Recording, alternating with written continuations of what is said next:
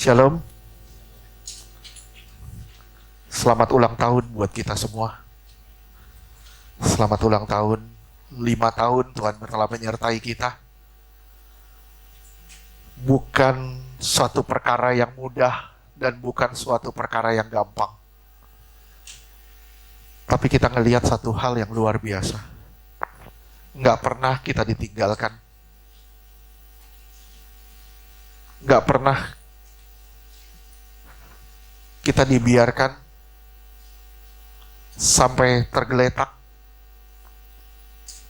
Tuhan selalu memberi kita jalan keluar dan kemenangan. Amin. Saya mau kasih tahu satu rahasia. Tapi saya bisikin sebelah kanan sama sebelah kiri, nanti bisikin semuanya. Karena Tuhan tadi udah kasih satu obat paling mujarab untuk mengalahkan virus. Saya bisikin ke Ibu Media. Ibu Media bisikin semua ya. Udah tahu rahasianya semua ya? Belum. Sampai belakang salah semua, awas. Ayo, biar cepat. Geser ke belakang. Ayo, bagi-bagi ke belakang.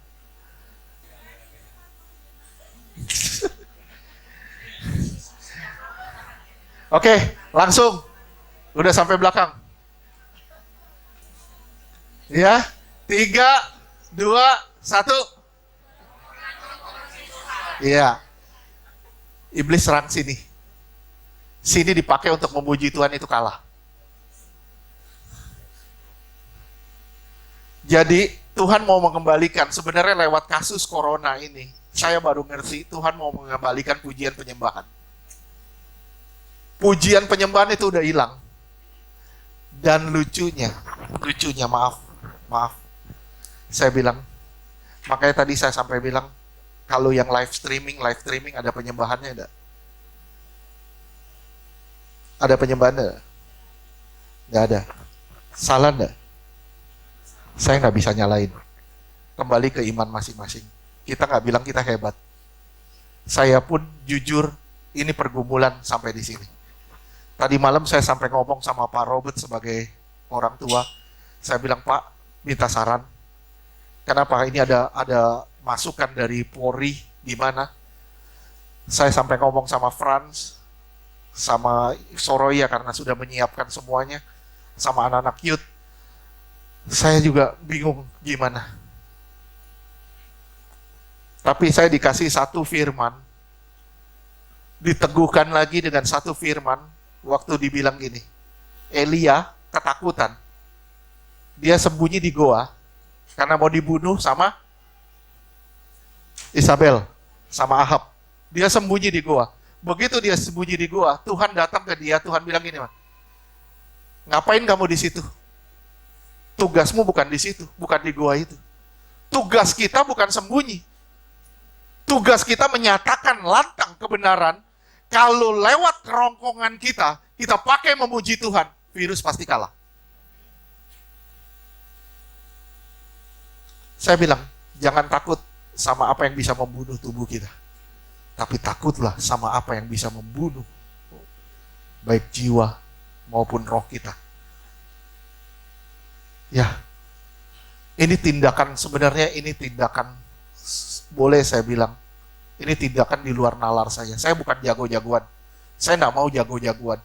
Kalau Tuhan nggak suruh saya berangkat ke sini, Tuhan nggak suruh ibadah, saya nggak bikin. Saya nggak jago-jagoan. Tapi Tuhan maunya begitu. Sampai Tuhan tadi bilang, gunakan kerongkongan kita untuk menyembah Tuhan. Saya baru ngerti, ternyata lewat corona ini, Tuhan mau mengembalikan pujian penyembahan ke tahta Dia. Pujian penyembahan ke tahta Dia udah hilang. Kerongkongan manusia banyak dipakai untuk gosip. Kerongkongan manusia banyak dipakai untuk bicara kotor. Bicara yang nggak benar. Ehonya boleh dihilangin. Saya kayak lagi khotbah di gua-gua gitu.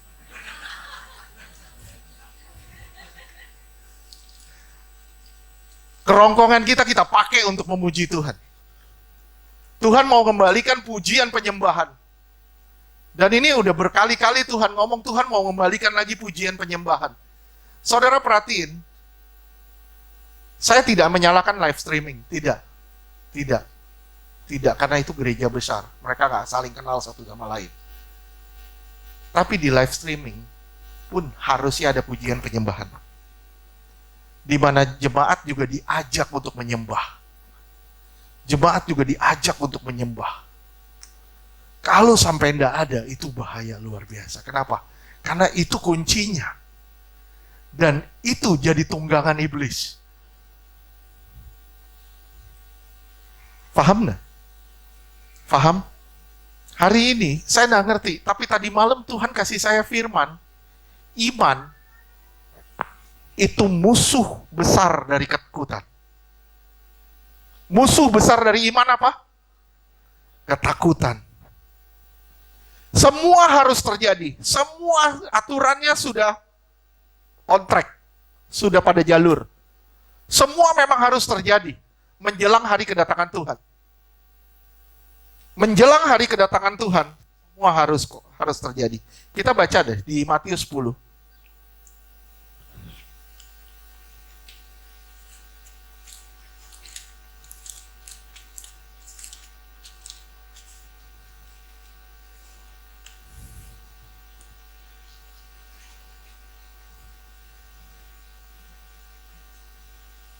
Mulai dari ayat 16.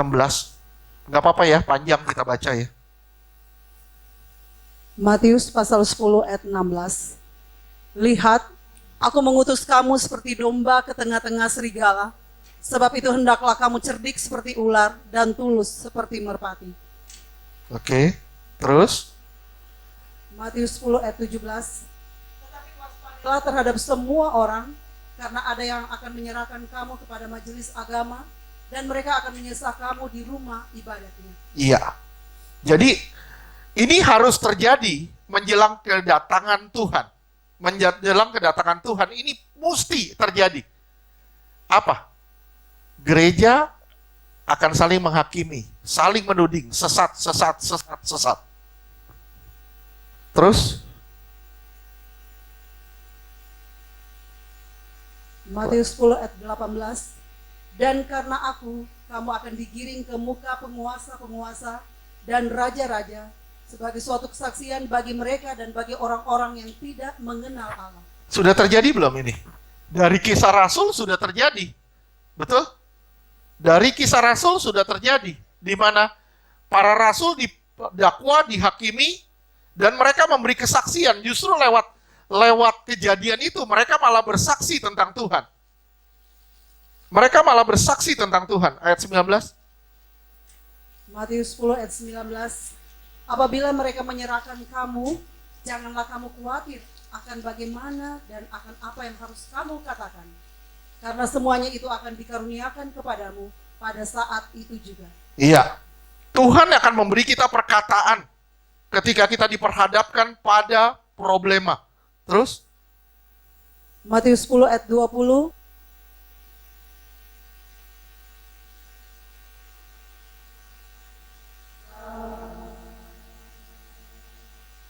10 ayat 21, orang akan menyerahkan saudaranya untuk dibunuh. Saudaranya untuk dibunuh. Jadi ini manusia udah akan semakin kejam. Manusia akan semakin kejam. Manusia tidak peduli lagi dengan keberadaan manusia lainnya. Termasuk saudaranya sendiri. Orang-orang yang dia kenal sendiri, itu gak akan peduli. Yang diperduliin apa? Yang penting gua happy. Terus? Demikian juga seorang ayah akan anaknya. Dan anak-anak akan memberontak terhadap orang tuanya dan akan membunuh mereka. Iya, terus? Matius 10 ayat 22. Dan kamu akan dibenci semua orang oleh karena nama. Ini harus terjadi. Ini harus terjadi. Kamu harus dibenci oleh semua orang karena namaku. Karena kebenaran, kamu akan dibenci oleh banyak orang. Terus? Tetapi orang yang bertahan sampai pada kesudahannya akan selamat. Yang selamat justru yang bertahan sampai akhir. Yang selamat adalah orang yang mempertahankan kekudusannya, yang tidak mencemarkan pakaiannya. walaupun dia diserang dari kiri, kanan, depan, belakang, dia tetap berdiri teguh di dalam iman. 23. Apabila mereka menganiaya kamu dalam kota yang satu, larilah ke kota yang lain. Karena aku berkata kepadamu, sesungguhnya sebelum kamu selesai mengunjungi kota-kota Israel, Anak Manusia sudah datang. Iya. Jadi Tuhan bilang, Injili seluruh Israel, seluruh umat Tuhan. Saya bilang ini waktunya saudara dan saya kembali ke jalur Tuhan. Ini waktunya gereja-gereja kembali ke jalan Tuhan. Gereja-gereja juga bukan mementingkan dirinya sendiri lagi di sini sekarang waktunya. Sekarang waktunya gereja-gereja justru bangkit. Bangkit lewat pujian penyembahannya. Lewat masuk dalam hadirat Tuhan. Masuk lebih dalam lagi. Bukan yang dipentingin bukannya fasilitasnya, kenyamanannya. Bukan itu lagi, tapi yang harus dipentingin bagaimana membawa jemaat itu masuk dalam penyembahan korporat supaya bisa jemaat membawa penyembahan pribadi di rumah. Dilatih di gereja lewat penyembahan korporat supaya jemaat bisa masuk di dalam penyembahan pribadi, lepas pribadi di rumah. Dan Tuhan lagi mau mengembalikan ini sebenarnya. Tadi jelas Tuhan bilang, pakai kerongkonganmu untuk memuji Tuhan. Selama mulutmu masih bisa bersuara, bersuaralah buat Tuhan. Bukan bersuara buat marah-marah. Bukan bersuara buat ngomel-ngomel, bukan bersuara buat gosip. Tapi bersuaralah buat kebenaran Tuhan. Pakai mulutmu dengan benar, bukan dengan asal-asalan. Pakai hidupmu dengan benar, bukan dengan asal-asalan. Terus 24 ini kunci. Matius 10 ayat 24. Seorang murid tidak lebih daripada gurunya, atau seorang hamba daripada tuannya. Iya. Jadi maksud Tuhan apa? Kalau tuannya, kalau gurunya dianiaya, gurunya mengalami penderitaan, muridnya harus sama. Bahkan Tuhan bilang, nggak lebih. Penderitaanmu tidak melebihi penderitaan Tuhan. Aniayamu tidak melebihi aniaya yang Tuhan alami. Tapi, lewat aniaya Tuhan, engkau dimenangkan. Lewat aniayamu, banyak orang dimenangkan. Mau nggak kita menganiaya diri kita dengan cara memikul salib setiap hari? Mau nggak kita menganiaya diri kita sendiri dengan cara menyangkal diri setiap hari? Memikul salib setiap hari? Stoplah kepentingan diri sendiri. Sekarang udah waktunya, bukan memperhatikan diri sendiri. Sekarang waktunya kita memperhatikan kerajaan surga. Dunia tidak akan menjadi lebih baik ke depan. Saya bilangnya, tidak akan jadi lebih baik. Tapi kita yang digodok harus jadi lebih baik. Dunia tidak pernah akan jadi lebih baik. Tapi justru lewat keadaan yang tidak baik, seharusnya kita jadi lebih baik. 25. Matius 10 ayat 25. Cukuplah bagi seorang murid jika ia menjadi sama seperti gurunya, dan bagi seorang hamba jika ia menjadi sama seperti tuannya. Jika tuan rumah disebut Beelzebul, apalagi seisi rumahnya. Terus 26. Matius 10 ayat 26. Jadi janganlah kamu takut terhadap mereka, karena tidak ada sesuatu pun yang tertutup yang tidak akan dibuka, dan tidak ada sesuatu pun yang tersembunyi yang tidak akan diketahui. Saudara, saya minta perhatiin. Ada kata jangan kamu takut. Ada janganlah kamu takut. Ada berapa kali disebut di sini. Terus ayat 27. Matius 10 ayat 27. Apa yang kukatakan kepadamu dalam gelap, katakanlah itu dalam terang. Dan apa yang dibisikkan ke telingamu, beritakanlah itu dari atas atap rumah. Ya. Jadi jangan takut untuk menginjil. Jangan takut untuk tampil beda dari dunia. Jangan takut untuk dijauhi orang-orang. Jangan takut untuk dibilang aneh. Jangan pernah takut. Kenapa? Karena lewat engkau, orang-orang bisa melihat gaya hidup sorgawi. Terus? Matius 10 ayat 28. Dan janganlah kamu takut kepada mereka yang dapat membunuh tubuh, Janganlah kamu takut, kedua kali kan? tetapi yang tidak berkuasa membunuh jiwa. Takutlah terutama kepada Dia yang berkuasa membinasakan baik jiwa maupun tubuh di dalam neraka. Iya. 29. Matius 10 ayat 29. Bukankah burung pipit dijual 2 ekor seduit? Namun seekor pun daripadanya tidak akan jatuh ke bumi di luar kehendak Bapamu. Iya. Semua dalam kontrol Tuhan. Semua dalam kontrol Tuhan. Saya bilang, virus boleh nggak bisa dikontrol, tapi anak Tuhan dikontrol sama Tuhan. Virus nggak bisa dikontrol, nggak apa-apa, tapi kita harus bisa dikontrol sama Tuhan. Kenapa? Karena kita milik Tuhan. Amin. Terus? Matius 10 ayat 30. Dan kamu rambut kepalamu pun terhitung semuanya. Iya. Setiap rambut kepala kita itu terhitung jumlahnya. Siapa yang pernah ngitungin rambut kepala? Saya yakin Pak Heri juga nggak mau ngitungin rambut kepala. Ada nggak yang pernah ngitungin? Berarti apa? Tuhan mau ngomong apa? Hal sekecil apapun itu tidak luput dari pandangan Tuhan. Semua kehidupan kita itu Tuhan tahu dan Tuhan terlibat. Terus Matius 10 ayat 31. ini ketiga ya. Sebab itu janganlah kamu takut, karena kamu lebih berharga daripada banyak burung pipit. Iya, dari banyak burung pipit kamu lebih berharga. Terus 32. Matius 10 ayat 32. Setiap orang yang mengakui aku di depan manusia, aku juga akan mengakuinya di depan Bapakku yang di sorga. Terus 33. Matius 10 ayat 33. Tetapi barang siapa menyangkal aku di depan manusia, aku juga akan menyangkalnya di depan Bapakku yang di sorga. Iya. Cukup sampai sini. Menjadi Kristen harus mengalami yang namanya transformasi. Transformasi karakter. Sampai tunduk seperti domba. Bahkan sampai tunduk walaupun dibawa ke pembantaian. Walaupun dibawa ke pembantaian, itu nggak enak. Tapi harus tunduk, itulah jadi Kristen. Kalau jadi Kristen nggak mau tunduk, saudara bukan domba, saudara tetap kambing. Domba, dagingnya itu dibuat makanan. Betul enggak? Bulunya itu dipakai untuk menghangatkan. Kulitnya dipakai buat sepatu. Sekali lagi, dagingnya dipakai buat makan. Bulunya dipakai untuk menghangatkan, mantel. Kulitnya dipakai buat sepatu. Jadi apa yang tersisa dari seekor domba?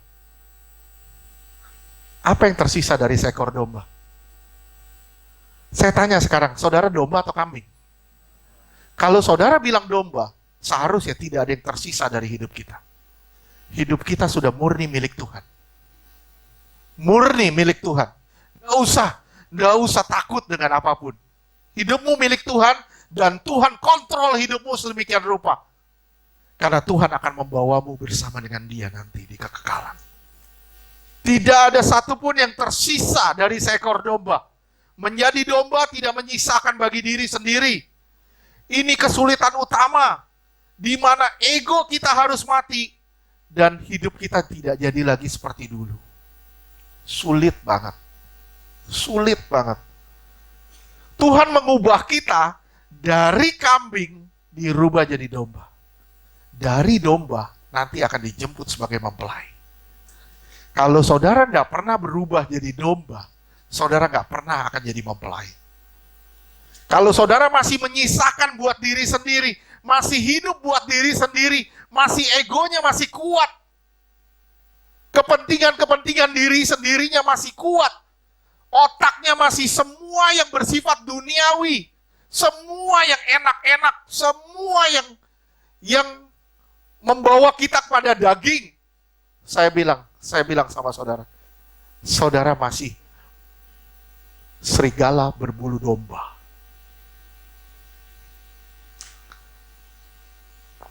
Badan kita ada di gereja.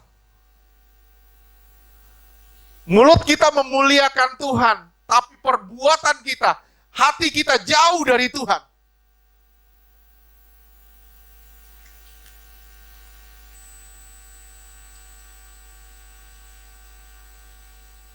Saudara perhatiin ya, ini keadaan yang harus terjadi menjelang kedatangan Tuhan kali kedua. Menjadi Kristen artinya saudara menjadi murid yang tidak lepas dari masalah. Namun kuasa Allah dicurahkan. Semakin saudara taat, semakin saudara jadi murid, semakin kuasa Allah semakin dicurahkan dalam hidup saudara. Hal ini juga terjadi atas para rasul. Di mana para rasul, baik Paulus, Petrus, dan lain-lain, semua harus menderita aniaya. Kenapa? Karena kebenaran. Nah kita, begitu ketemu kebenaran, bagaimana respon kita? Apakah kita menyambut kebenaran itu dan menerimanya? Ataukah kita reject dan kita bilang, nggak mau, gua terlalu fanatik, begitu. Masa kita masih nggak bisa kita hidup di dunia, masa kita nggak boleh menikmati dunia? Siapa bilang saudara nggak boleh? Saudara diberi fasilitas sama Tuhan, oke. Tapi jangan jadikan itu Tuhan dalam hidupmu. Termasuk harga dirimu. Jangan pernah jadikan itu Tuhan dalam hidupmu. Kalau engkau menjadikan itu Tuhan dalam hidupmu, engkau tidak pernah, sampai kapanpun tidak pernah akan menjadi domba. Ada 12, ada rasul-rasul, ada para rasul. Yang mati wajar itu cuma satu. Siapa? Yohanes. Kenapa dia mati wajar? Karena Tuhan mau dia melihat surga dulu. Tuhan mau dia tulis wahyu dulu. Yang lain, itu ada yang diseret dengan kuda, ada yang dipenggal, ada yang disalib terbalik, beberapa disalib, beberapa dipenggal. Saya pernah bilang sama saudara kan, gereja sekarang membuka mimbar buat kesaksian. Puji Tuhan, nggak salah. Sakit sembuh, mujizat terjadi, nggak salah. Tapi bayangin, bisa bayangin kalau saya ngundang Petrus datang ke sini. Misalnya saya undang Petrus datang ke sini. Petrus ngomongnya apa? Aku dibawa ke pembantaian, aku disalib terbalik di Roma, aku tidak mengalah. Seandainya saya bawa Lukas ke sini, apa yang dia bilang? Aku diseret sama kuda keliling kota, aku tidak menyerah. Aku tidak menyangkal imanku. Ada nggak orang Kristen yang seperti ini hari ini? Ada nggak orang Kristen yang seperti ini hari ini? Kesaksian cuma satu sekarang. Dulu mobilku Trajet, sekarang Alphard. Tapi nggak bilang, sama-sama mogok berdua. Yang penting Alphard. Yang kesaksian yang begitu-begitu. Akhirnya apa? Saudara dicekokin duniawi loh. Betul gak sih? Wih hebat loh. Tuhan, tuh lihat tuh. Dulu Alphard, sekarang Rolls Royce. Menaik terus. Saya bilangnya, Tuhan gak jadiin kamu duniawi. Engkau boleh hidup di dunia, tapi Tuhan gak mau engkau cinta dunia. Tuhan mau jadikan engkau makhluk surgawi yang tidak terikat dengan dunia ini. Dunia ini semakin jahat. Siapa yang bisa bertahan di dunia ini kalau dunia ini pun suatu hari harus dihancurkan? Apa yang kita mau pegang di dunia ini kalau semua harus dihancurkan? Saya bilang sama saudara, jangan takut di ayat 26 sampai 33 itu diucapkan 3 kali. Mengapa begitu penting? Karena takut itu musuh dari iman. Jika saudara takut, maka kasih belum sempurna. Sekali lagi, jika saudara takut, maka kasih belum sempurna. 1 Yohanes 4 ayat 18.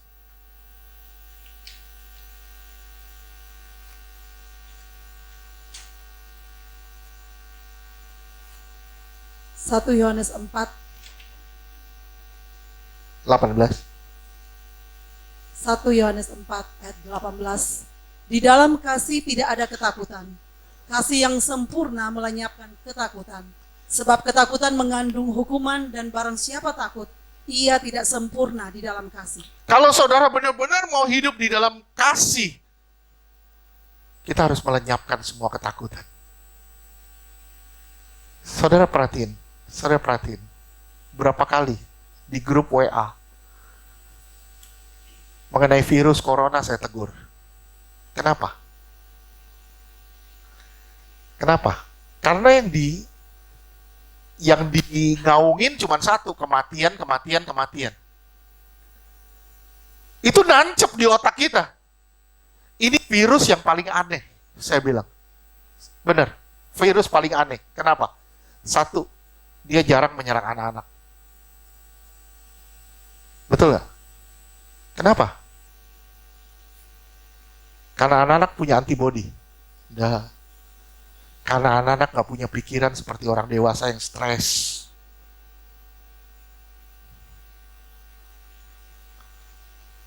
Virus ini bukan menyerang tenggorokan dan paru-paru, bukan. Tapi menyerang pikiran. Yang diserang tuh ini. Ketika pikiran kita ngaco, semua jadi ngaco. Coba saudara baca WA.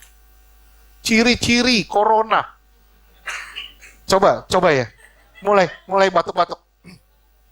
Aduh, ini sakit nih tenggorokan nih, nggak enak nih. Mulai aneh-aneh deh. Mulai aneh-aneh. Kalau saya kirim misalnya, timbul bisul-bisul. Nah, oh gue gak ada bisul, puji Tuhan. Intinya satu kok, takut. Sebarin yang enak-enak, kenapa sih? Pendeta ini mati corona, si ini mati corona, ini mati corona. Suatu hari kita semua mati kok. Saya bilang kan, gak usah pakai corona, diserempet Corolla aja mati.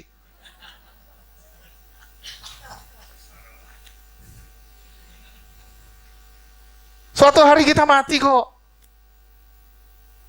Jadi, persiapkan dirimu di balik kubur. Bukan persiapan gimana caranya saya menikah. Gimana caranya saya dapat jodoh. Gimana caranya saya ganti mobil baru. Gimana caranya saya punya rumah yang bagus. Gimana caranya, bukan itu persiapannya. Persiapannya bagaimana hidup saya berkenan di hadapan Tuhan setiap hari. Lewat pujian dan penyembahan. Lewat firman yang kita serap setiap hari. Dan itu memberi kita kekuatan. Itu imunisasinya. Daya tahan tubuhnya. Kembalikan fungsi ini untuk memuliakan Tuhan. Kembalikan fungsi tenggorokanmu untuk memuliakan Tuhan. Biar semua yang bernafas memuji Tuhan. Kalau saudara paru-parunya nggak bekerja baik, saudara nggak bisa bernapas. Betul nggak? Paru-paru saudara nggak baik, saudara nggak bisa bernapas. Oleh sebab itu, pakai nafasmu untuk memuji Tuhan.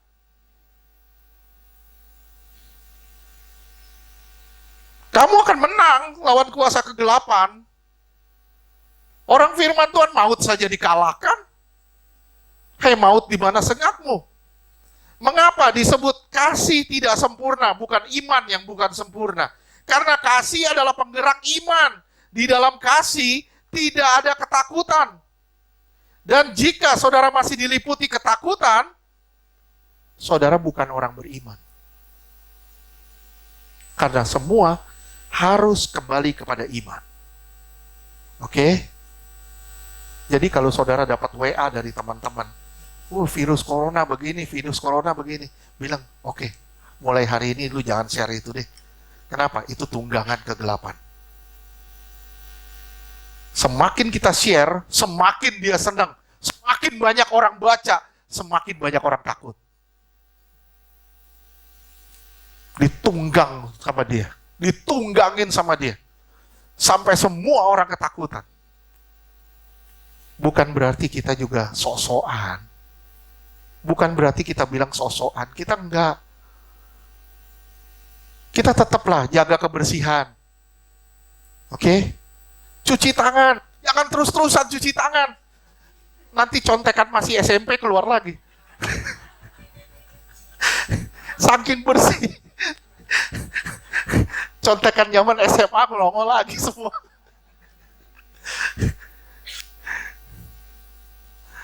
Intan bilang jangan sering-sering cuci tangan sampai lupa cuci kaki.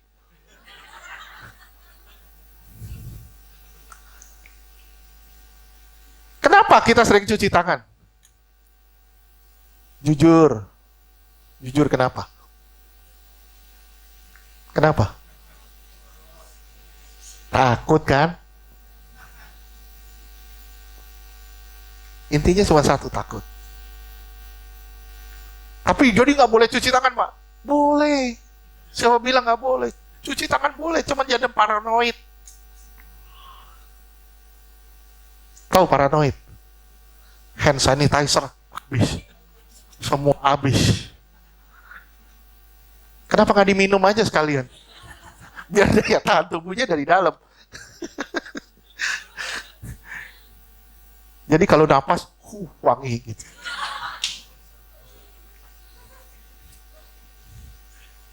Ya, ketakutan. Jika seseorang diliputi oleh ketakutan, itu bukan iman. Dunia lagi gempar, takut, alami berbagai tekanan mental. Sebenarnya virus ini yang serang mental. Yang diserang mental. Ya, ini serangannya, serangan ke otak. Kalau ini, nih ya, perhatiin ya, daya tahan tubuh kita muncul dari mana? Dari sini. Kalau hati kita gembira, pikiran kita mulus, bersih, daya tahan tubuh kita kuat. Kalau pikiran kita udah aneh-aneh, udah mulai paranoid, udah mulai aneh-aneh, daya tahan tubuh kita turun. Benar. Sayang sih nggak ada cek itu ya. Ceknya cuma temperatur. Coba ada cek daya tahan tubuh. Dicek daya tahan tubuhnya, bukan temperatur ya, daya tahan tubuhnya. Kalau bisa cek daya tahan tubuh, ketahuan lu lagi parno ya. Lu lagi paranoid nih, ketakutan dengan ini, dengan itu. Oke, pemerintah menghimbau, puji Tuhan, kita melakukan social distance, nggak apa-apa. Nggak apa-apa. Tapi jangan sampai seperti paranoid gitu dong. Ya, sampai tadi, maaf, tadi saya sampai cerita. Saya ke Alfamart pagi-pagi. Ditulis gede, begini. Tulisnya apa? Jangan pegang handle. Jangan pegang handle. Harus pakai sikut. Atau pakai bahu. Nggak boleh pegang handle. Oke, saya pegang. Saya masuk, saya nongkrong lihat di ATM, orang lagi pakai ATM, nggak mau pakai jari, pakai kelingking gini nih. Saya bilang, lu ngambil duitnya gimana? Kalau begitu, coba pikir deh. Coba pikir deh. Pakai kaki, jepit. Nggak bisa. Tetap mesti pakai tangan. Tuhan kasih kita tangan untuk dipakai. Benar? Setelah itu kita jaga kebersihan, nggak apa-apa. Karena bakteri paling banyak itu di duit sebenarnya. Betul nggak? Betul nggak? Betul ya? Betul ya? Boleh tanya dokter, bakteri paling banyak itu di duit. Tapi banyak duit apa banyak orang cinta duit?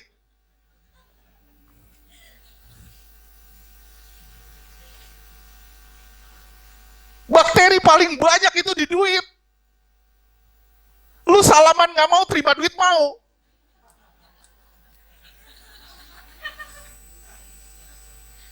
Saya bilang mikir. So orang udah aneh-aneh loh. Bener.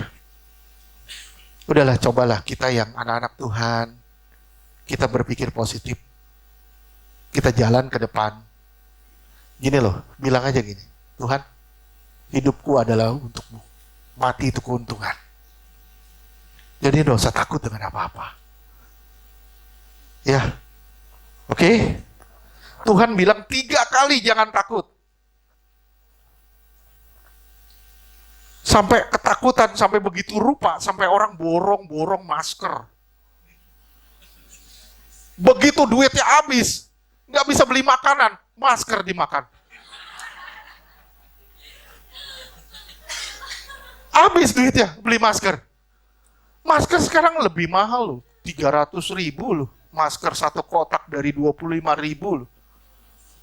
Masker sampai 300.000 harganya sekarang, 350.000.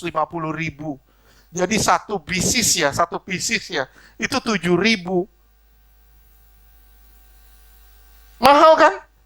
Itu jadi barang langka. Nah suatu hari kalau saudara udah ngelewatin corona ini, saudara pakai figura.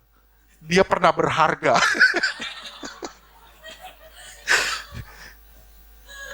Kasih figura. Dia pernah berharga. Atau jual secondnya.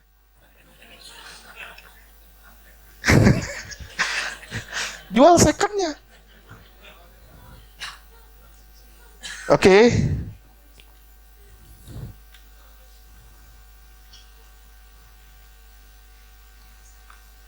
Sakit, semua sakit apapun, itu muncul dari stres, dari pikiran. Nggak ada dari lain. Semua itu dari pikiran. Makanya saya bilang, ini pusat peperangan rohani. Ini pusat peperangan rohani.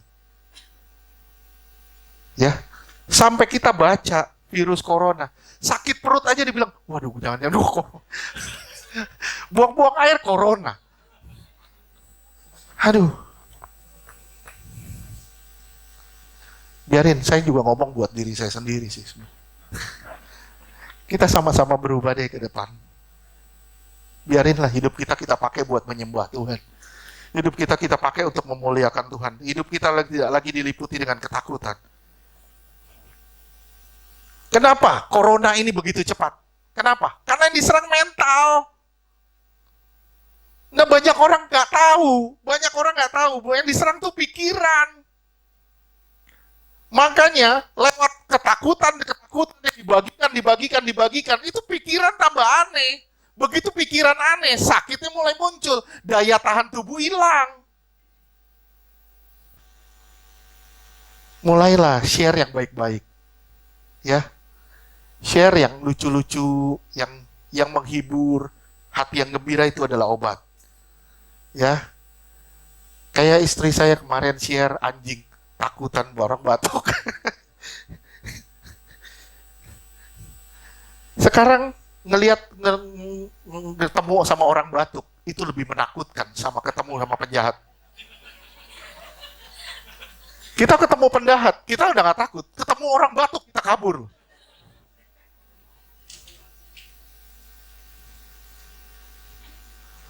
Ini revolusi mental, sebenarnya ini revolusi mental yang lagi terjadi. Ini revolusi mental sekali lagi yang lagi terjadi.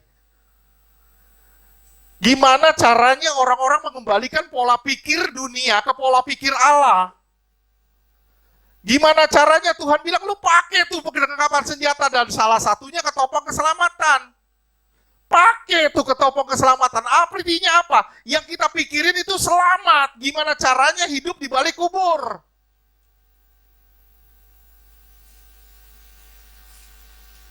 Tahukah Anda kebutuhan manusia yang utama apa? Keamanan. Bukan uang kebutuhan utama manusia. Kebutuhan utama itu keamanan. Jika jiwa kita sakit, maka tubuh kita pun akan sakit.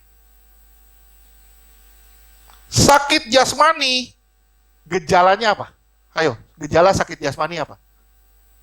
Gejala sakit jasmani, gejalanya cuma satu, sakit rohani. Gejala sakit jasmani itu dilihat dari gejala sakit rohani. Ketika rohani kita mulai mundur, ketika mulai jauh, mulai pikiran kita mulai aneh-aneh, mulai daya tahan tubuh kita mulai hilang. Tuhan bilang kembali, jangan takut. Oke, kita kembali ke ayat 26. Jangan takut yang pertama. Ada 3 macam rasa takut. Ada 3 macam rasa takut yang Tuhan sampaikan kepada kita sebelum hari kedatangannya. Ada 3 rasa takut yang Tuhan sampaikan di sini sebelum hari kedatangannya. Dan ini banyak sekali orang alamin hari-hari ini. 3 rasa takut itu, ayat 26. Matius 10 ayat 26.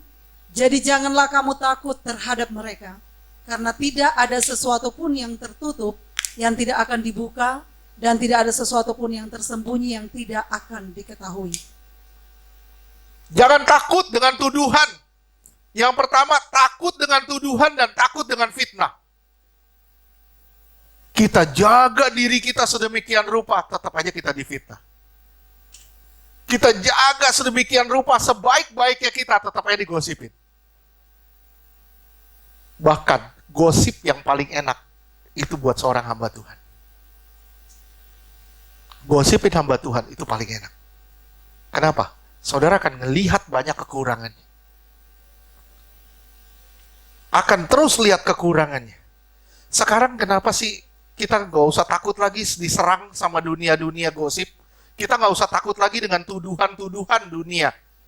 Kita nggak usah takut lagi karena yang gosip itu lebih mematikan dari virus.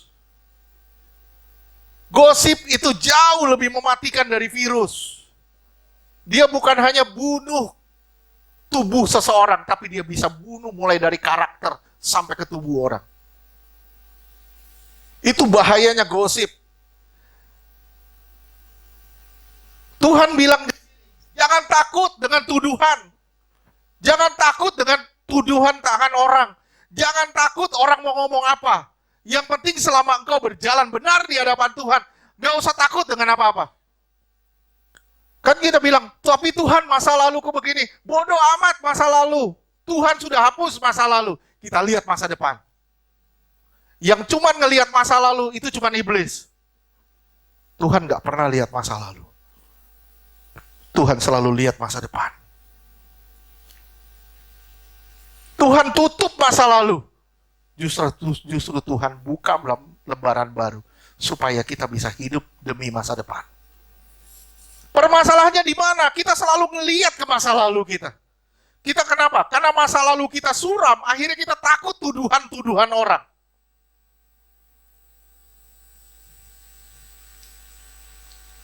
Lihat ya, ini virus. Ini virus. Dan itu membunuh jiwa seseorang. Dia bikin rohani seseorang mati. Tuduhan, harga diri, itu bikin rohani orang mati. Selama masih ada itu, susah kita untuk maju. Benar. Kita takut dituduh, kita jaga diri kita takut ini, takut itu, takut ini. Takut supaya jangan sampai orang ngomongin saya, jangan sampai orang gosipin saya. Kita mau tutup sedemikian rupa pun, iblis akan pakai orang-orang untuk ngomongin kita. Yang penting gimana caranya, bukan orang ngomongin kitanya, tapi gimana caranya kita mengampuni orang yang ngomongin kita, itu yang utama. Yang pertama, takut tuduhan dan takut fitnah. Yang kedua, takut kematian. Ayat 28. Matius 10 ayat 28. Dan janganlah kamu takut kepada mereka yang dapat membunuh tubuh, tetapi yang tidak berkuasa membunuh jiwa. Takutlah terutama kepada Dia yang berkuasa membinasakan baik jiwa maupun tubuh di dalam neraka. Takut mati yang kedua. Yang pertama takut tuduhan, takut fitnah. Yang kedua takut kematian. Dan ini harus terjadi menjelang kedatangan Tuhan. Iblis akan nakutin, sehingga kita takut sama kematian. Ini banyak membelenggu orang saat ini. Ibrani 2 ayat 15.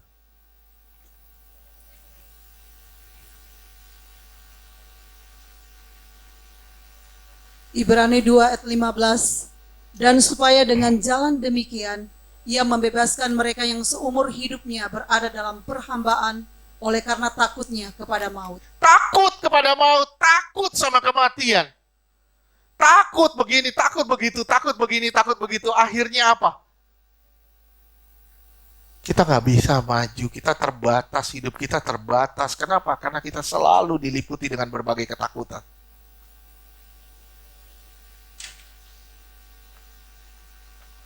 Takut mati. Takut mati, ini juga bisa berarti takut hilang kesenangan.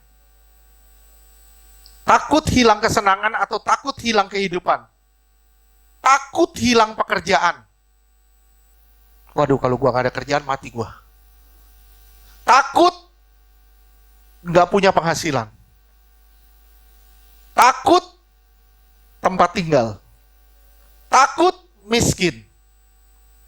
Takut nggak bisa happy lagi. Berapa banyak orang Kristen seperti ini. Lu jangan masuk Kristen lah, lu nggak bisa happy lagi lu. Tuh lihat tuh dia tuh, udah masuk Kristen tuh jadi begitu tuh, nggak bisa happy lagi. Kita dirubah. Dulu kesenangan kita di dunia, sekarang kesenangan kita di sorga. Udah berubah belum kesenangannya? Apa masih menikmati dunia? Kalau kita masih menikmati dunia, kesenangan kita di surga di mana? Kalau kesenangan kita di surga, masuk dong dalam hadirat Tuhan. Pakai kerongkonganmu untuk memuliakan Tuhan. Kalau kesenangan kita di surga, kita nggak usah takut. Takut kehilangan kesenangan. Takut kehilangan kehidupan. Kenapa? Karena kita hidup di dunia ini, ditaruh Tuhan di dunia ini, bukan untuk bersenang-senang, tapi untuk memuliakan Dia. Untuk menjadi terang dan garam bagi dunia. Nggak usah takut. Berapa banyak orang takut kehilangan pekerjaan. Disuruh bikin faktur 2 kali. Disuruh bikin pembukuan double misalnya. Aduh, gue bikin deh, karena apa? Gue takut kehilangan pekerjaan. Berapa banyak orang mau melakukan itu? Kenapa? Karena takut. Berapa banyak orang takut mati. Mati ini bukan berarti takut mati dalam arti bisa mati fisik saja. Bukan berarti masih fisik saja. Mati kesenangan, mati kenikmatan, mati pekerjaan, mati penghasilan, mati kekayaan. Ini takut. Akhirnya apa? Nggak maju kita. Begini-gini aja. Ayat 39.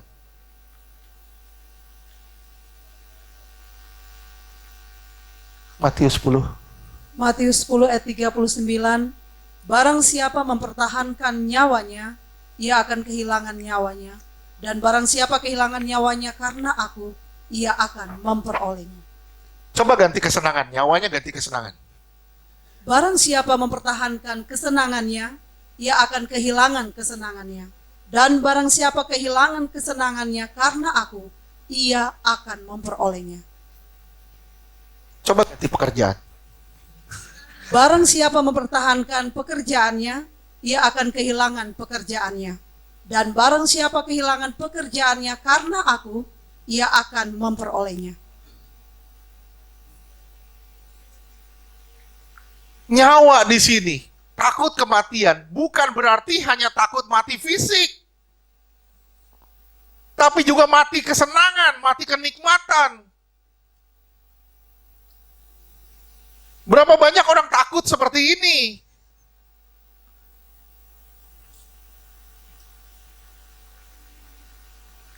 Saudara sekarang lagi diperhadapkan dengan masalah di dunia ini. Seluruh dunia menangis. Saya yakin seluruh dunia menangis. Semua orang menangis, semua orang sedih. Tapi syaratnya apa? Jangan rusak minyak dan anggur.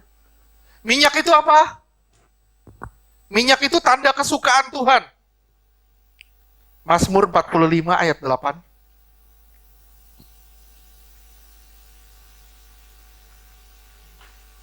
Mazmur 45 ayat 8. Segala Ayat pakaianmu, engkau mencintai keadilan dan membenci kefasikan. Sebab itu Allah Allahmu telah mengurapi engkau dengan minyak sebagai tanda kesukaan, melebihi teman-teman sekutumu. Minyak itu tanda kesukaan Tuhan. Saya tanya sama saudara, apa itu kesukaan Tuhan? Apa yang dimaksud kesukaan Tuhan? Roma 16 ayat 19. Roma 16 ayat 19. Kabar tentang ketaatanmu telah terdengar oleh semua orang, sebab itu aku bersuka cita. Aku bersuka cita. Paulus saja bersuka cita, apalagi Tuhan bersuka cita. Apa yang membuat Tuhan bersuka cita? Ketaatan. Minyak itu tanda ketaatan. Jangan dirusak ketaatanmu sama Tuhan. Kalau Tuhan bilang jalan, jalan. Kalau Tuhan bilang di rumah, ya di rumah. Kalau Tuhan bilang injili, injili. Kalau Tuhan bilang nggak usah. Tunggu aja waktunya. Itu ketaatannya. Tuhan bilang jangan rusak nih minyaknya. Dan jangan rusak anggurnya. Anggur apa? Anggur itu tanda pengorbanan. Betul? Arti totalitas. Saudara harus taat sama Tuhan. Amin. Saudara harus kalau saudara taat sama Tuhan dan saudara total sama Tuhan, Tuhan jaga saudara luar biasa. Bahkan sampai saudara kembali ke Tuhan nanti. Tuhan jaga sedemikian rupa sampai saudara kembali ke Tuhan. Saudara pastikan saudara punya anggur itu. Saudara total sama Tuhan. Nyerah total saja sama Tuhan. Ikuti apa kemauan Tuhan. Korban segala sesuatunya. Kedua, saudara punya minyak. Apa yang Tuhan suka dari itu? Dari saudara. Ketaatan saudara. Menjadi sukacita di hadapan Tuhan. Tuhan senang sekali ketika saudara bersuka. Ketika saudara taat di hadapan Dia. Yang ketiga, ayat 29 sampai 30.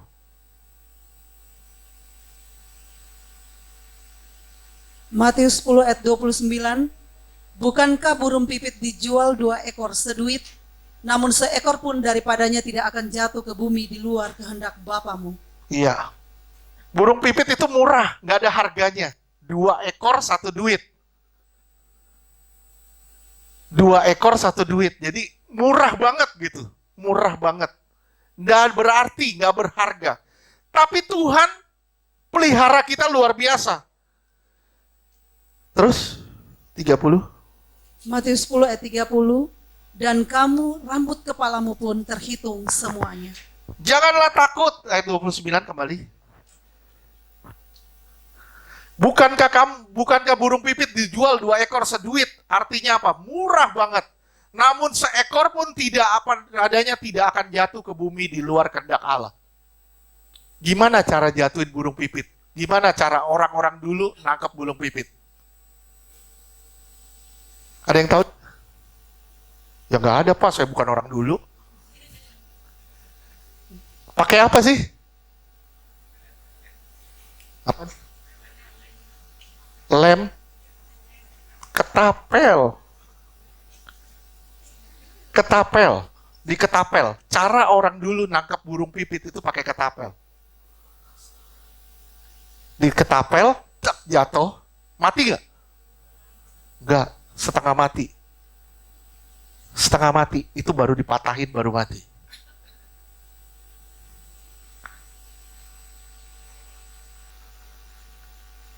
Nah itu jerat iblis. Berapa banyak orang hari ini takut sama yang namanya terluka. Takut banget terluka. Aduh, gue takut banget ya kalau dia akan ngelukai gue lagi. Dia akan ngelukai gue lagi. Kita nih burung pipit. Kita kita nggak akan kena ketapel kalau kita ngerti firman Tuhan. Jerat iblis, salah satu jerat iblis adalah membuat orang terluka. Salah satu jerat iblis yang paling efektif adalah melukai orang lain.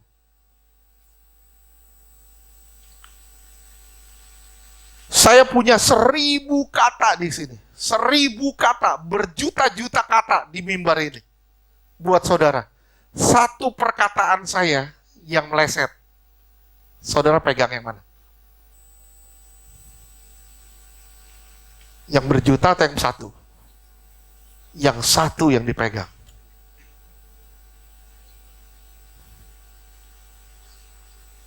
Kita selalu ngelihat keburukan orang. Sekali lagi, kita selalu mata kita ngelihat keburukan orang. Tuhan selalu menutupi keburukan orang itu dengan kasih-Nya. Tapi kita selalu ngelihat kekurangan orang. Bu Fitri pakai celana panjang sebelah. Misalnya, kita selalu ngelihat kekurangan orang. Sebelahnya kurang panjang tuh. Kita selalu ngelihat kekurangannya, kita nggak pernah lihat kelebihannya. Kita nggak pernah lihat kelebihan orang, kita selalu lihat kekurangan-kekurangan orang, itu bahayanya. Berapa banyak orang takut sekali dilukai orang lain. Ketika saudara mencintai seseorang lebih dari Tuhan, saudara akan proteksi orang itu sedemikian rupa. Benar gak? Ketika saudara mencintai seseorang lebih dari Tuhan, saudara akan proteksi orang itu sedemikian rupa. Tujuannya apa? Supaya jangan orang lain melukai dia. Kalau dia dilukai, lu berhadapan dengan gue. Ini bahayanya. Ini bahaya luar biasa. 3 ketakutan sebelum kedatangan Tuhan. Kita takut akan fitnaan. Kita takut dengan terluka, kita takut dengan kematian. Dan ini lagi melanda dunia hari ini. Berapa banyak orang takut mati hari ini? Berapa banyak orang takut mati? Berapa banyak orang takut fitnah? Berapa banyak orang takut dilukai orang lain?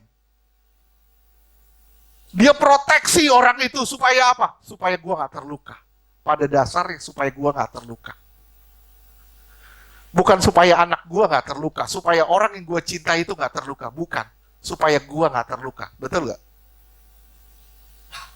Itu kuncinya, supaya saya tidak terluka.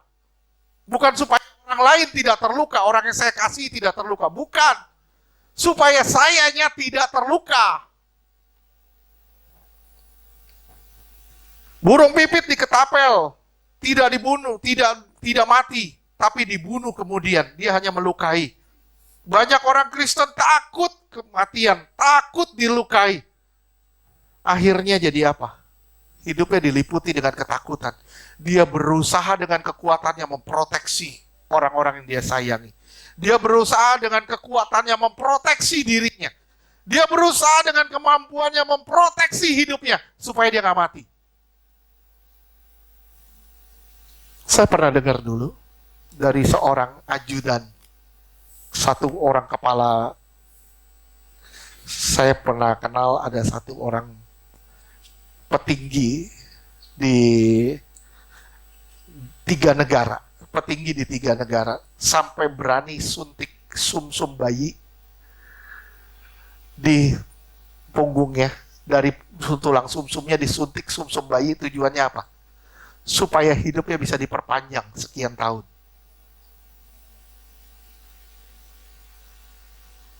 Dan ini kenyataan.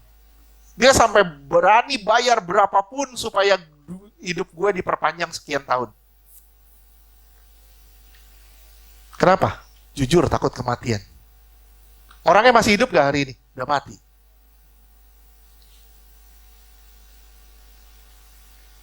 Ada 3 petinggi. Bukan di Indonesia.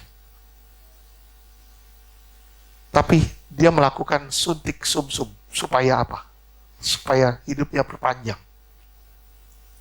Tapi nyatanya, yang pegang kuasa bukan uang. Betul? Yang pegang kuasa bukan ilmu pengetahuan. Yang pegang kuasa bukan harta. Yang pegang kuasa itu Tuhan. Itu kesalahan manusia. Kita selalu menunggu. Aduh, kalau ketemu vaksinnya, gua aman. Kalau ketemu nih obatnya corona, gua aman. Sebenarnya saya kasih tahu sama saudara, obatnya sudah ada. Sembah Tuhan aja. Karena Tuhan mau kita kembali kepada gaya hidup mula-mula, menyembah Dia. Menjadi Kristen adalah menjadi orang beriman yang mengatasi semua bentuk ketakutan. Yohanes 8 ayat 36.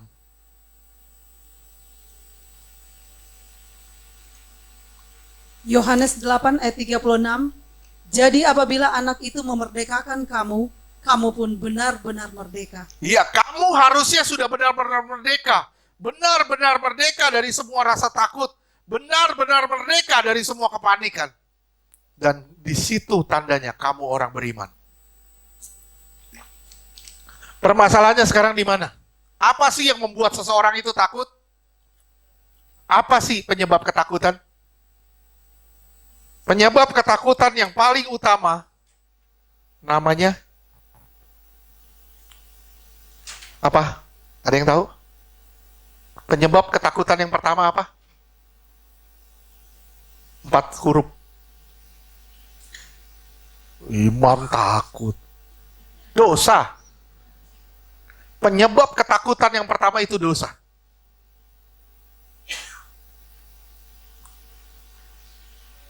Coba ya. Gini nih. Ini Pak Yogo lagi nyetir. Terobos lampu merah. Yes. Terobos lampu merah. Dari balik pohon keluar. Yes. Jantung pasti debar-debar. Waduh, ketangkep gue. Kepergok gue. Ketangkep. Takut. Kenapa? Karena bersalah. Betul? Kalau saya nggak salah, saya pakai seat belt, saya berhenti di lampu merah, sampai lampu hijau masih berhenti, itu mogok namanya. Saya berhenti di lampu merah, terus saya ikutin semua tata tertibnya, saya tidak parkir di tempat dilarang parkir, saya nggak usah takut. Selama ada dosa, pasti ada ketakutan. Saya ngomong sama saudara, kenapa virus corona ini menakutkan? Kenapa? Karena dosa. Karena dosa. Jujur karena dosa. Kenapa? Karena dosa membuat orang takut dengan yang namanya kematian. Dosa membuat orang takut dengan kehidupan di balik kubur. Dosa.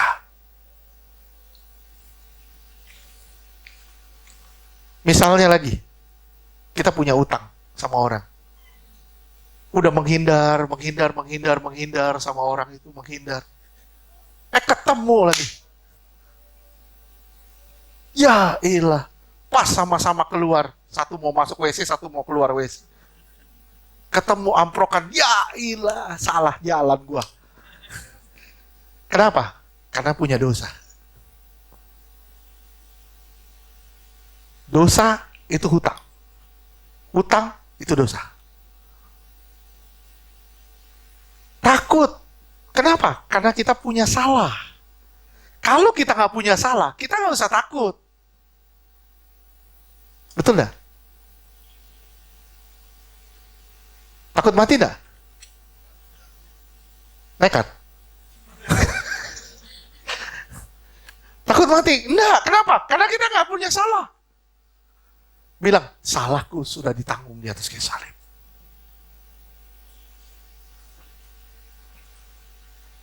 Kita nggak usah takut berdiri di hadapan anak manusia. Kenapa? Karena kita tahan berdiri di hadapan dia. Kenapa? Karena kita nggak ada salah. Dengan apa kita bisa dihakimi? Kita nggak bisa dihakimi. Kenapa? Karena tidak ada cacat celah dalam hidup kita. Bisa bayangin kalau hidup saudara dan hidup saya tanpa cacat celah. Bisa bayangin? Takut gak kita sama kematian? Enggak akan takut kita sama kematian. Justru itu kematian itu memerdekakan kita dari tubuh fana. Lukas 21 ayat 36.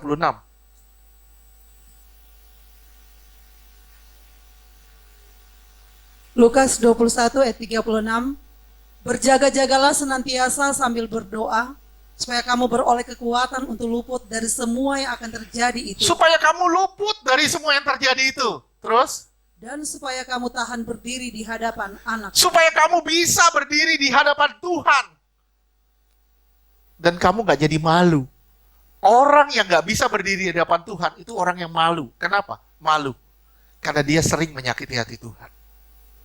Kalau saudara gak menyakiti hati Tuhan, saudara gak usah malu. Gak usah tutup-tutup muka. Kita gak perlu, gak akan dipermalukan sampai kapanpun. Amin?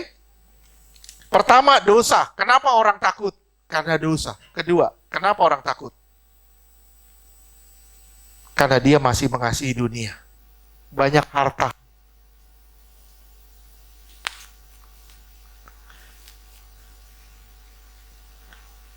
Hartanya itu lebih luas daripada imannya. Dia taruh imannya di hartanya. Dia taruh kasihnya di hartanya. Dia taruh kasihnya pada dunia. Akhirnya apa? Begitu kematian, dia takut kehilangan segala-galanya. Coba lihat anak muda yang kaya. Matius 19 ayat 22.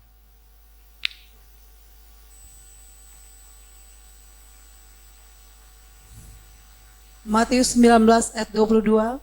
Ketika orang muda itu mendengar perkataan itu, pergilah ia dengan sedih sebab banyak hartanya. Dia mengasihi dunia, dia gak bisa mengasihi Tuhan. Tuhan bilang kamu gak bisa mengasihi dunia dan mengasihi Tuhan. Gak bisa. Kalau kamu mengasihi dunia, kamu akan takut berdiri di hadapan Tuhan. Kamu akan takut dengan segala hal.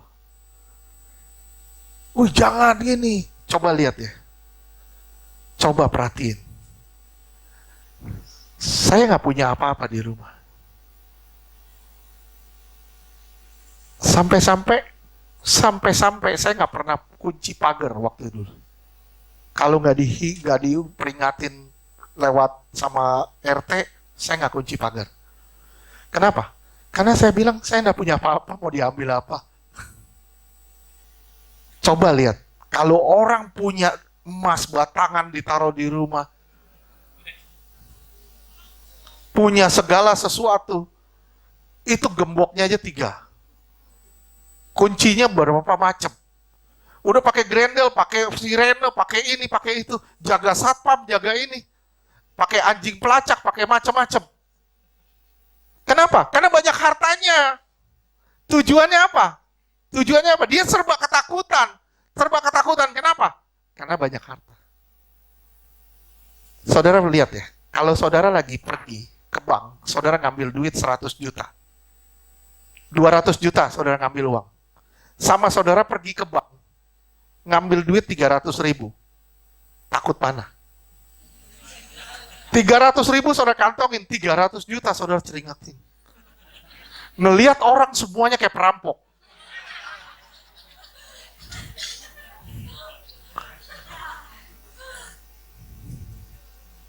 Kenapa?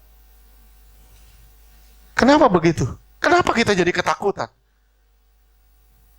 Jujur, karena ada kasih di sana.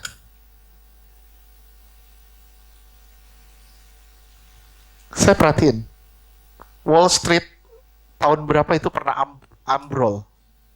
Saya lupa, ambrol. Berapa banyak orang bunuh diri?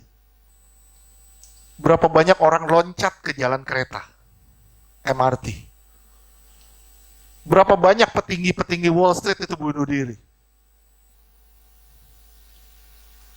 Kenapa? Karena dia mengasihi dunia. Berapa banyak orang lebih takut miskin daripada takut Tuhan? Berapa banyak orang seperti ini hari ini? Berapa banyak orang lebih takut gak punya uang daripada takut nggak punya Tuhan. Saya bilang dunia udah gila. Udah benar-benar menakutkan. Waduh, kita yang anak-anak Tuhan justru ada di dunia harus jadi terang buat mereka semua.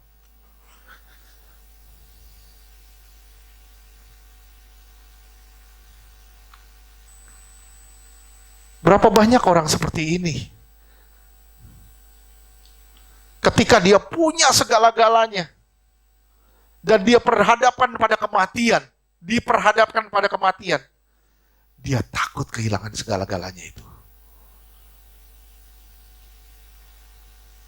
Jangan sampai hilang, bikin warisan. Si ini dapat ini, si ini dapat usaha ini, si ini dapat usaha ini, si ini dapat usaha ini. Begitu ditanya, Pak usahanya mana? Gak ada, orang punya semua. Kita takut sama yang namanya, kita takut dalam banyak hal. Kenapa? Karena hati kita masih di dunia. Kalau hati kita masih di dunia, kita takut sama banyak hal.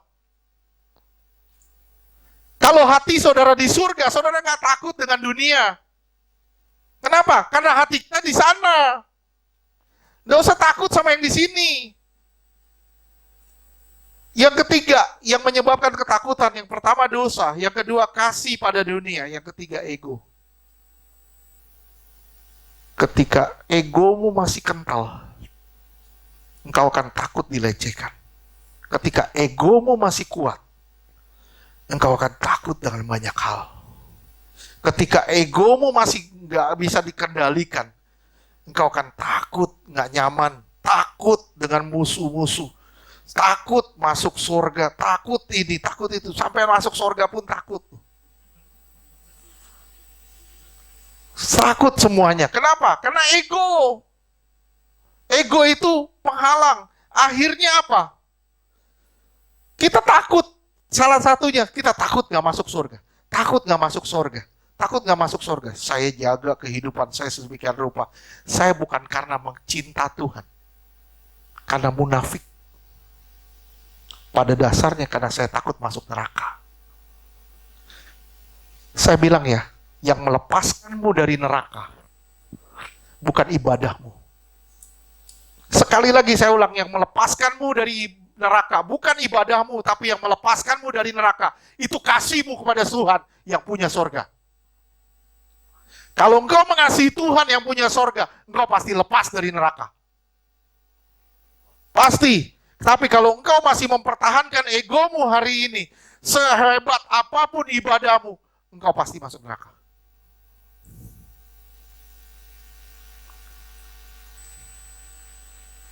Ada amin? Iman itu harus memerdekakan kita dari semua rasa ketakutan. Iman yang kita punya harus memerdekakan kita dari semua rasa takut. Contoh murid-murid Yesus. Takut sama hantu. Udah berjalan bersama Tuhan, ketika ngelihat Tuhan berjalan di atas air, itu hantu. Bulu kuduknya merinding semua. Coba saudara. Saudara jalan malam. Lewat diskotik. Merinding gak? Enggak. Saudara jalan malam lewat kuburan merinding gak? Merinding.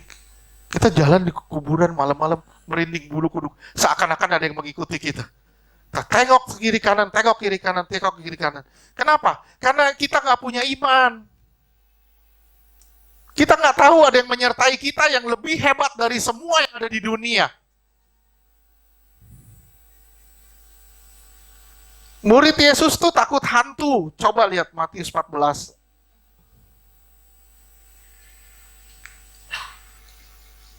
Ayat 26. Matius 14 ayat 26. Ketika murid-muridnya melihat dia berjalan di atas air, mereka terkejut dan berseru, itu hantu. Lalu berteriak-teriak karena takut. Ya. Terus? 27. Matius 14 ayat 27. Tetapi segera Yesus berkata kepada mereka, tenanglah, Aku ini. Yang membuat kita tenang, tidak takut lagi adalah suara Tuhan. Betul gak? Tuhan bisa bicara lewat firman. Tuhan bisa bicara lewat audible. Tapi gimana caranya saudara bisa dapat suara Tuhan yang menyiapkan semua ketakutan? Gimana caranya kalau saudara nggak mendekat sama Tuhan? Gimana caranya saudara mau dengar suara Tuhan? Gimana caranya saudara mau tenang hati saudara? Kalau saudara nggak pernah dengar suara Tuhan. Nggak menyiapkan waktu buat Tuhan. Gimana? Terus lanjutkan. Tenanglah, aku ini, jangan takut. Jangan kamu takut ya. Aku ini. Terus? Matius 14 ayat 28. Lalu Petrus berseru dan menjawab dia, Tuhan, apabila engkau itu, suruhlah aku datang kepadamu berjalan di atas air. Suruh aku berjalan di atas air. Aku nggak akan takut. Aku pasti bisa mengatasi dunia ini. Terus? Matius 14 ayat 29. Kata Yesus, datanglah. Maka Petrus turun dari perahu dan berjalan di atas air mendapatkan Yesus. Iya, dia jalan di atas air, dia dapatin Yesus. Terus? Matius 14 ayat 30. Tetapi ketika dirasanya, ketika jiwa kita mulai main, ketika kita mulai dengar berita-berita yang aneh-aneh, ketika kita mulai dengar yang ini, yang itu, yang ini, yang begitu, si ini kena itu, si ini begini, si ini begini, si ini begini, mulai tenggelam lagi. Mulai tenggelam lagi. Kalau saudara tidak mau takut, ya, jangan cuman lockdown HP-mu. Lockdown HP-mu, engkau gak akan takut. Lockdown TV-mu. Itu yang membuat kita cemas sama HP. Kenapa? Kita dengar.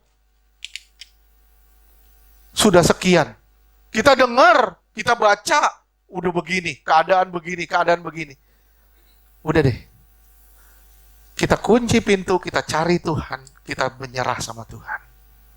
Di situ terletak kekuatannya. Tuhan pasti akan bicara sama kita. Terus lanjutkan.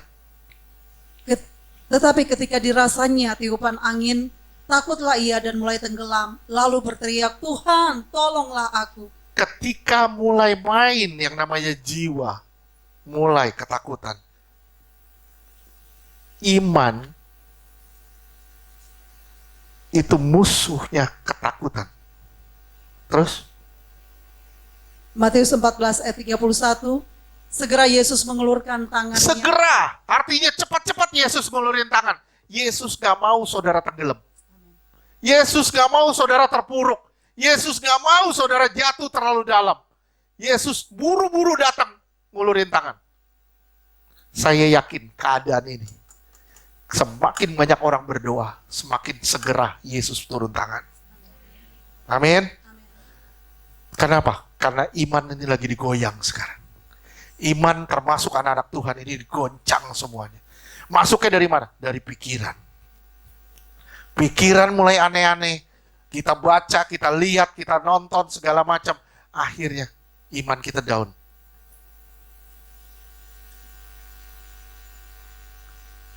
Parah. Justru iman harusnya mengatasi ketakutan. Murid-murid Yesus juga takut tenggelam. Saudara sudah tahu itu.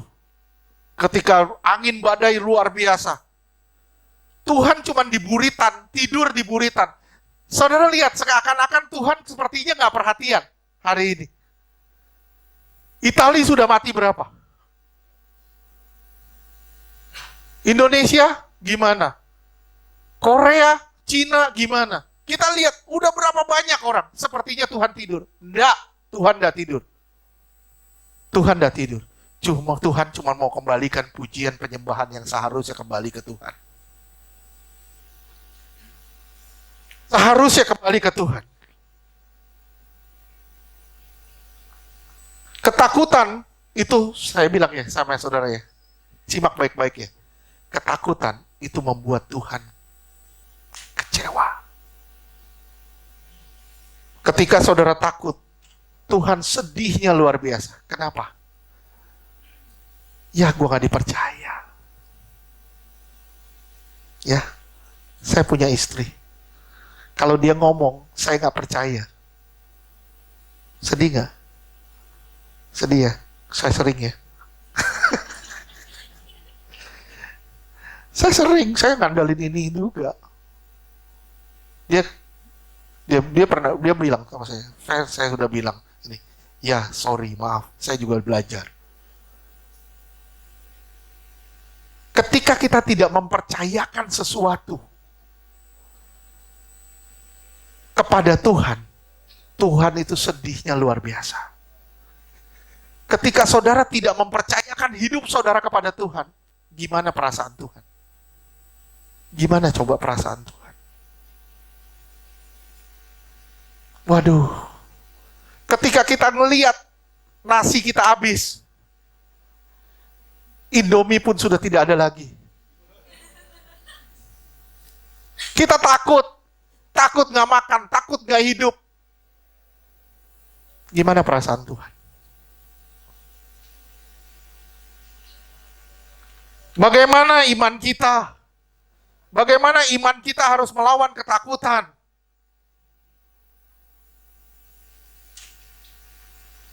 Satu, yang paling utama, saudara harus yakin sama kasih Allah. Kalau saudara nggak pernah yakin sama kasih Allah, Allah itu sangat mengasihi saudara. Saudara nggak pernah yakin sama iman saudara. Saudara akan terus diliputi dengan ketakutan. Saudara akan bilang, apakah Tuhan sayang saya ya? Tuhan nggak pernah buang orang berdosa. Tuhan nunggu orang berdosa datang sama dia. Tapi permasalahannya di mana? Kita yang berdosa, kita malah jauh terus dari Tuhan. Bukan kita berdosa, malah kita datang ke Tuhan dan kita minta anugerahnya. Itu kesalahannya. Akhirnya apa? Kita menjauh dari Tuhan dan kita bilang, Tuhan gak sayang saya, Tuhan gak mengasihi saya. Ini masalah luar biasa. Kalau kita udah gak yakin sama kasih Tuhan, kita pasti akan diliputi dengan ketakutan. Kedua, kita pasti akan diliputi ketakutan kalau kita nggak yakin dengan keadilan Allah. Tuhan nggak adil, Tuhan nggak adil, Tuhan nggak adil. Kita pasti takut terus hidup kita. Kalau kita tidak yakin dengan keadilan Allah, kita pasti takut terus. Ketiga, kita pasti takut kalau kita nggak yakin sama kuasa Allah. Kasih kita udah nggak yakin. Keadilannya juga kita nggak yakin. Kuasanya saya ragukan. Berapa banyak orang Kristen mati karena ketidakyakinannya. Di dalam ketidakyakinannya. Kenapa? Dia kecewa. Saya pernah ngelayanin orang sampai dia bilang gini, kalau Tuhan gak sembuhin gue, buat apa gue nyembah Tuhan setiap hari?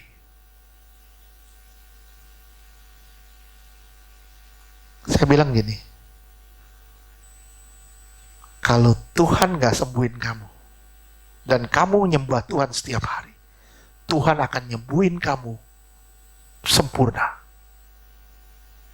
Kesembuhan yang sempurna bukan kesembuhan di bumi, tapi kesembuhan sempurna itu kesembuhan di sorga. Pemulihan segala sesuatu terjadi di sana, bukan di sini. Di sini hancur, lebur.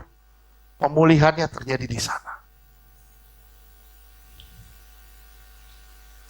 Berapa banyak saya ngelayanin orang sampai pernah ngancem-ngancem Tuhan. Tuhan, saya gak mau lagi jadi orang Kristen kalau Tuhan gak berkati saya. Saya gak mau jadi orang Kristen. Saya gak mau nyembah Tuhan kalau Tuhan gak nyembuhin saya. Berapa banyak saya ngelayanin orang kayak gini. Akhirnya apa? Dia tidak mengalami hari-hari baik dalam hidupnya. Tidak pernah mengalami hari-hari baik dalam hidupnya. Kalau saudara mau mengatasi ketakutan, saudara harus yakin dulu, satu, sama kasih Allah. Allah mengasihi saya. Allah berada di pihak saya. Allah membela saya. Kalau saudara mau ngatasin ketakutan, saudara harus yakin kalau Tuhan itu adil. Dan Tuhan akan bertindak tepat pada waktunya.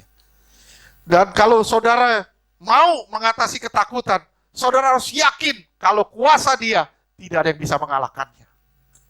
Kalau saudara yakin, dan yakin, saudara akan mengatasi semua ketakutan. Saudara tidak lagi hidup di dalam dosa, tidak lagi mengasihi dunia, tidak lagi mempertahankan ego saudara, tapi saudara mulai percaya sepenuhnya kepada Dia. Saudara akan berani berhadapan muka dengan Dia. Saudara tidak akan takut lagi. Sampai selama-lamanya kita akan berjumpa dengan Tuhan. Beri kemuliaan buat Tuhan.